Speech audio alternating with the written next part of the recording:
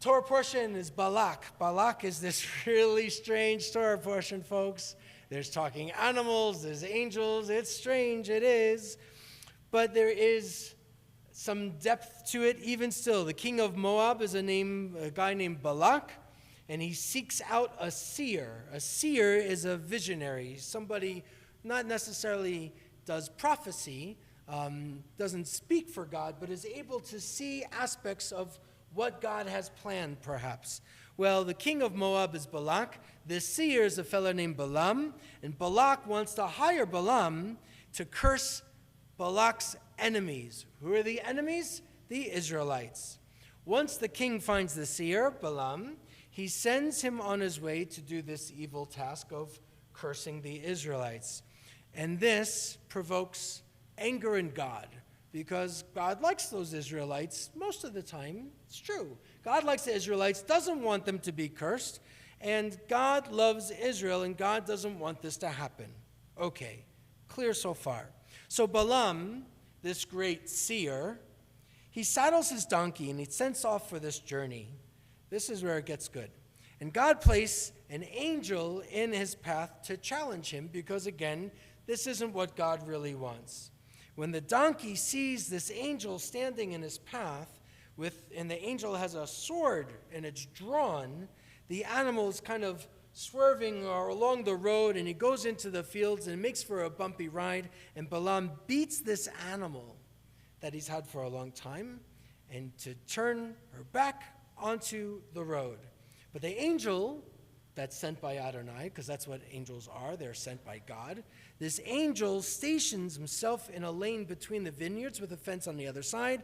And the donkey, again, seeing God's angel, is trying to steer out of the way, protect Balaam, as the donkey always does, but presses herself against this wall and kind of squeezes Balaam's foot along the way too.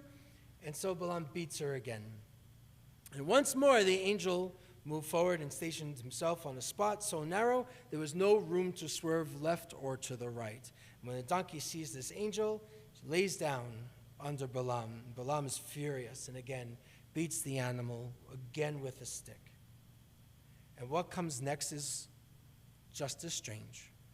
Balaam's donkey speaks to Balaam, saying, "Why are you hitting me?" And Balaam responded, can't make this up.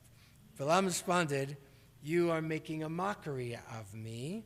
And the donkey replied, "I am the same animal that you have been riding on for all of these years. Have I ever mocked you?" And shamefully, Balaam says no. And then God uncovered Balaam's eyes. God uncovered Balaam's eyes, and then Balaam sees this angel in front of him. And he bowed down in shame. He was embarrassed, and he felt shame. End scene. What's the point of this? What is going on? Well, there's clearly a theme about how we're supposed to take care of animals, and Balaam isn't doing that at all. So that's one place, but we're not going to talk about that tonight. There's another part of this that is kind of profound for me. What is Balaam's job? His job is to be a seer. Well, if this guy's a seer, then it's an even stranger story, because he doesn't see the angel standing right in front of him. His animal sees the angel. So there's something else that's going on here for a seer who doesn't actually see. Choosing not to see something is something we do all the time. Choosing not to see is something that we're conflicted with all of the time. Even a prophet or even a seer can fall into the trap and fail to see an angel standing right in front of him. What is it that we miss? What are we choosing not to see? Well, I think we choose not to see when people around us are hurting. I think that's the most obvious. When there are folks in our path or in our way or in our vicinity, we're choosing not to really pay attention and be concerned.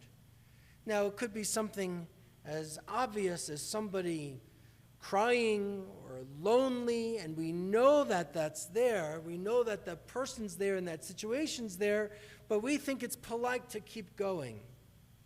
We choose not to see when somebody's hungry, starving, dirty, disheveled on the street, and we choose not to see and kind of put it out of our mind. And I know we've been trained like that. How is it that we've learned how to choose not to see? You know, at home, my family's watching this terrible, terrible show on Netflix. It's about these advertising folks, men, on Madison Avenue, right? Mad Men. Some of you have heard of this. And it sets, I don't know when it's set, maybe the 50s, 60s, 60s. Both. The people that are watching are correcting me. Okay, good. And so in this show, the thing that is so obvious is all of these male executives and their privilege and how they treat women in their office, and they're philanderers, and nobody stops smoking, and it's an amazing story, and it's so sad to me. I can't watch it because the blind spots that these guys have are so big, are so dramatic, that they can't see the hurt that they are causing right in front of them. I could barely watch it. How is it that we choose not to see? And I think today, in our day and age, especially after a Me Too conversation that hasn't really slowed down, but is trying to encourage people to really listen and to really see, not just to hear it and that's it, but to acknowledge people's hurts and pains. I think things are changing. I'm telling you, I'm excited about a seminar that I'm going to, and I'm a little terrified by it. The seminar is going to be in Montgomery, Alabama. I'm going to spend a couple of days in Montgomery and then to Selma. And it's not just about hearing about the civil rights movement and patting the Jews on the back for our parts. I think we played a great part.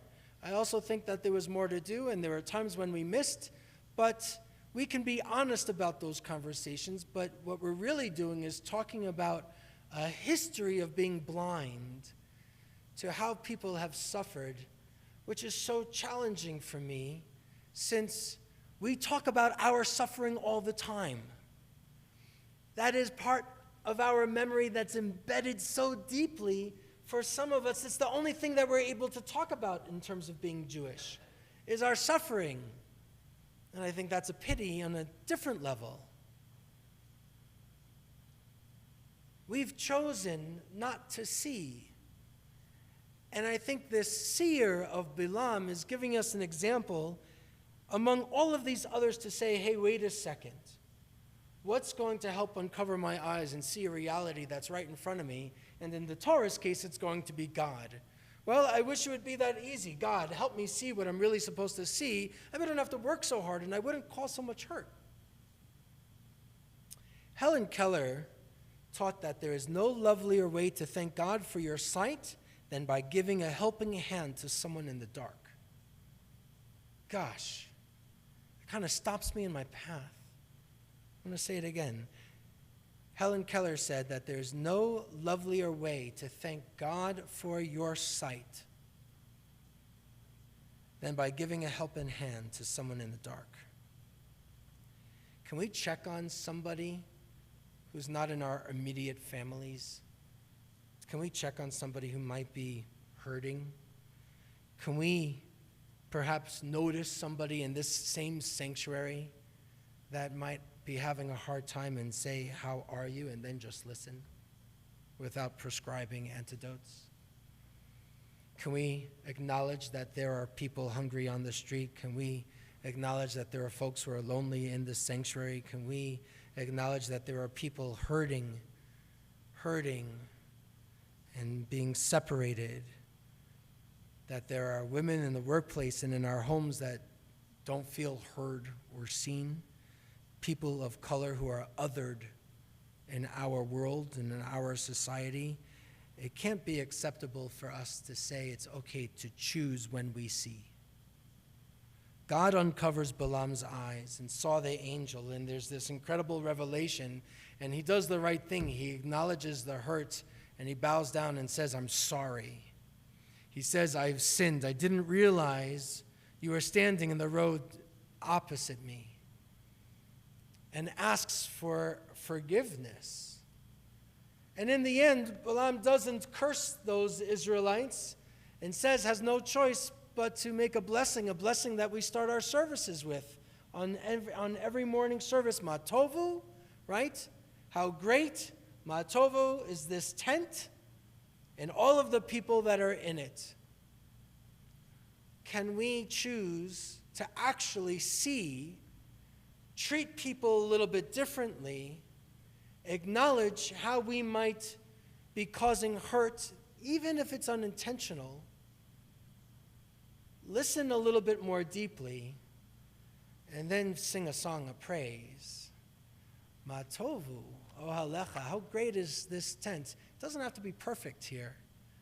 We're all works in progress. But it's kind of funny that a seer doesn't see. And that seer isn't so different than you or me.